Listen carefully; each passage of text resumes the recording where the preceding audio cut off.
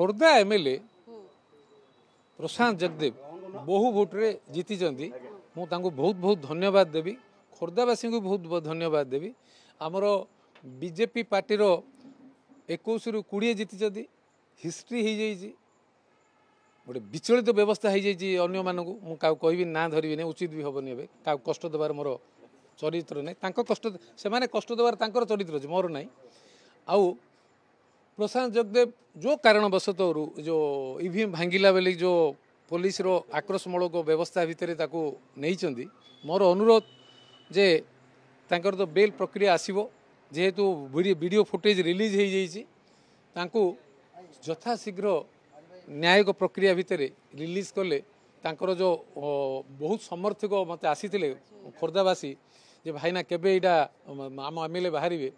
सहायक हेबे आमर लीगल प्रक्रिया रे जो मैंने रही राज्य सरकार तरफ हो पुलिस विभाग तरफ हो आरओ हूँ आउ गणतंत्र रे लोक ही मैंडेट दियंती से आज मैंडेट पाई सारी से दृष्टि शीघ्र रिलीज करा जाऊ एक मते 2019 रे गोटे बढ़िया सुंदर भाव कही दि डेफिनेशन ऑफ जन विरोधी एंटी पीपुल जनाधार रो जो एंटी पीपुल कथाटा कहीकि मते बिजु जनता दल बाहर करा जायथिला 2024 रे ओडिशावासी जो 4 कोटी ओडिया 4.5 कोटी ओडिया दल लोक मानकर बल बिजु जनता दल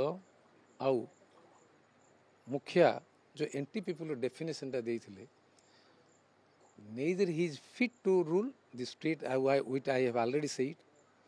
आज कंटा बांजी रे 11,000 भोट आछन हिंजिली रे 4,000 जाई मुझे कहूनी जे हिंजिली रे सार कहतु बिजु जनता दल तो बड़ गड़ केते भोट रे जीतबे कि तो कहले नहीं आज निर्वाचन फल दर्शी दीजिए एंटी पीपुल डेफिनेशन टा ओडिशावासी मु भावुची भलरे जस्टिफाई कर दी मु अधिक बुझेवा दरकार नहीं आपण मानक अनुरोध मोर से रिवेंज पॉलिटिक्स रे मु विश्वास करू नहीं समस्त संगे मिलीमिशिकी राज्यर गठन पई राज्यर समृद्धि पई काम करवा विथ सेल्फलेस इंटेंशन रे नॉट विथ सेल्फिश पर्पज रे।